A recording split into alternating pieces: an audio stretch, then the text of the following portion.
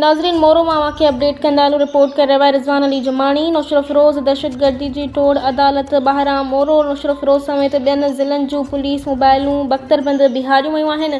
जीअं ई GDA रहनमा NPP सरबराह साबिक़ वफ़ाक़ी वज़ीर rice ग़ुलाम मुर्तज़ा ख़ान जतोई ऐं संदसि भाउ NPP सिंध जे सदर रईस मसरूर अहमद ख़ान जतोई खे कोर्ट ॿाहिरां पुलिस जवाबदार तालिब सोलंगी जी 164 वारी क़बूलदारी तहत गिरफ़्तार करण आई आहे।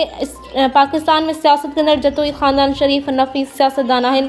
200 सालनि खां मथे जी सियासत कंदड़ ख़ानदान मुल्क पाकिस्तान जा वज़ीर आज़म, वज़ीर आला, सूबाई वज़ीर, वफ़ाक़ी वज़ीर, सेनेट ऐं अहम हम उहिदनि ते रहिया आहिनि। मुल्क पाकिस्तान जे ठहण में सिग्नेचरूं ॾिनियूं आहिनि। मुल्क ठाहियो ऐं शहीद ज़ुल्फ़िकार अली भुट्टो जा पुराणे सियासी साथी रही चुका आहिनि। सिंध में रहंदड़ हर नंढे वॾे खे मान ॾिनो आहे। अॼु उन्हनि ते सिंध जी मालिकी करण तां जेल गिरफ़्तारियूं पयूं ॾिसणियूं पवनि।